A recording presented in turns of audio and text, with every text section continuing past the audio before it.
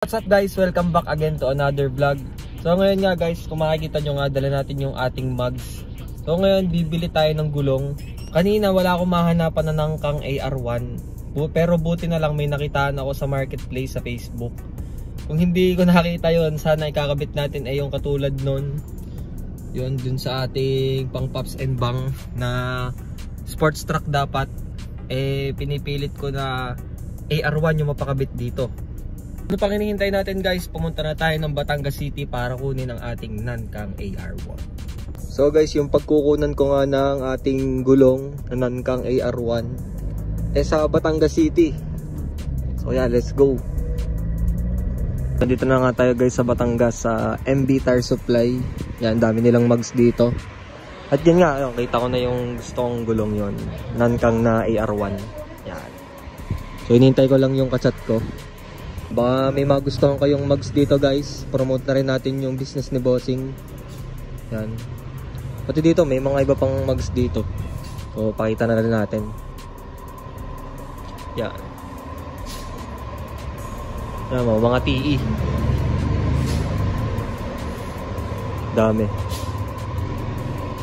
Gusto ko na mapakabit yun sa aking mugs. Ang ating AR1.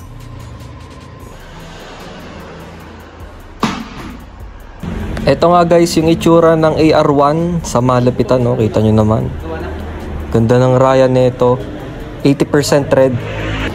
So nire-ready na nga at ikakabit na natin. Yan, binaba ko na yung mugs natin.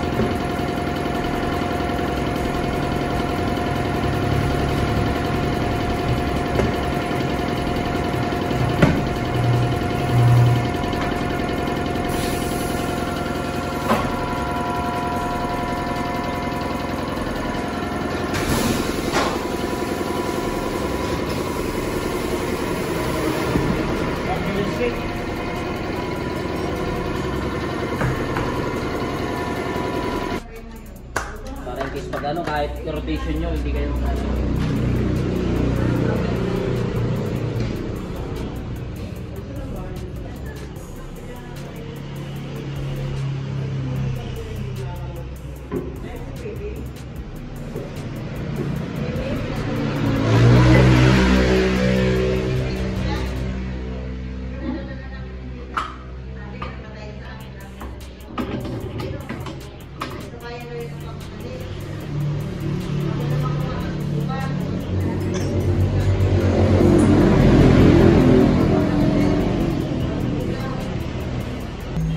Paano ba yung wheel balance na yan? Yes sir, katulad doon namin.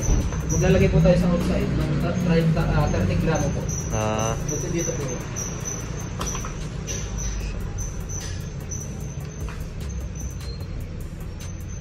Hindi naman po ito. So ayos na tong tatlo na to. So last one na lang.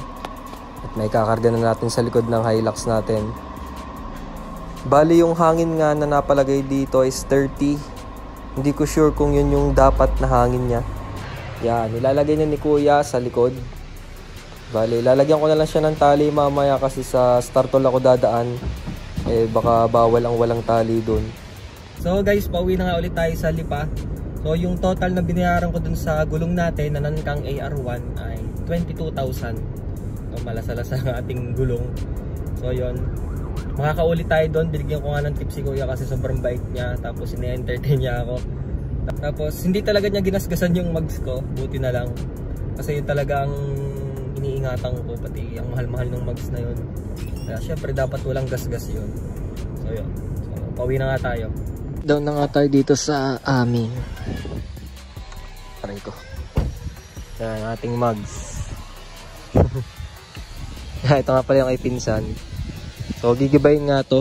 Lilipat yung kaha nito dun sa owner ni Kuya Chito. Tapos yun, ibabalik dito. Kasi si Pinsa magpapabuo siya ng silver top na ganito. Yeah. So fast forward nga guys sa nangyari. So nakabili na nga tayo ng AR1. At ito na yung AR1 natin. Oh. Tinatambakan lang. So kahapon nga nag-car show na. Hindi ko nga nagamit yung ating AR1. Kasi hindi namin napa-convert yung sa unahan na PCD. Ang PCD kasi nung sa unahan 114.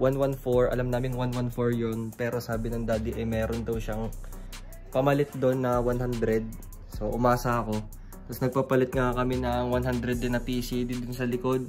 Umabot yun ng 10K ang pa-convert nun. Kasi nga 5 stud yun. Ginawa namin 4 stud din na 100 PCD. So ito nga yung ginamit natin ng car show. Papakita ko sa inyo.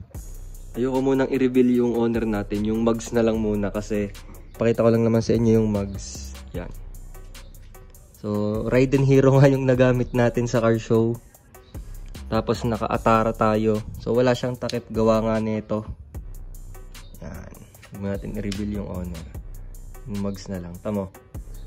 Sobrang lawit na lawit yung gulong natin. Kasi nga yung differential na ginamit natin guys, high speed. Tapos pang pick up siya. Hindi ko lang alam kung anong brand yun na pick up. So yan. Yan na yung nagamit natin nung car show. So ayoko nga muna guys i-reveal. Pero makikita nyo naman pero malabo eh no. So sayang nga hindi natin nagamit yung ating yung ating Nankang AR1 at yung ating NK na mugs. Pero naging okay naman yung event. Yun. So abangan nyo nga guys yung vlog ko dito kung paano namin siya ginawa. At meron pa nga pala tayong isa pang kasali sa show na owner. Yun. So papakita ko na nga rin pala sa inyo. Pero alam kong nakita nyo na yun yung ating red top. Pero papakita ko sa inyo. Yan, ito yung ating red top. Ito yung sinasabi ko na kung sakaling hindi ako makabili ng AR1, ito dapat yung bibilhin natin na gulong. Yan, sport track. Okay din naman to pero hindi para sa akin kasi hindi siya sobrang makapit. Kaya AR1 yung pinili ko. Yan. Bali, papalitan pa nga pala yung spark plug nito. Ay, napalitan na pala yung spark plug. Tapos nag-iba din yung kanyang performance nung pinalitan namin siya ng spark plug. Yan, ito yung kanyang entry number 44. Yan, nakasali na rin to ng B2B. Ito yung pinampops and bang natin sa Tagaytay. Yan. So thank you for watching. Don't forget to like, comment, share, and subscribe.